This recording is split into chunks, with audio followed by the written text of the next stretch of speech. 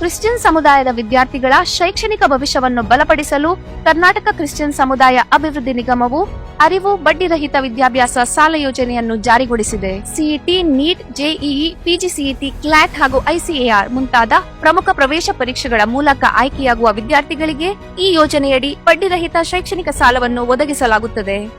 ಇನ್ನು ಮುಂದೆ ಈ ಯೋಜನೆಯ ಸೌಲಭ್ಯವು ಸರ್ಕಾರಿ, ಮ್ಯಾನೇಜ್ಮೆಂಟ್ ಹಾಗೂ ಖಾಸಗಿ ಸೀಟುಗಳಲ್ಲಿ ಪ್ರವೇಶ ಪಡೆದ ವಿದ್ಯಾರ್ಥಿಗಳಿಗೂ ಅನ್ವಯಿಸುತ್ತದೆ.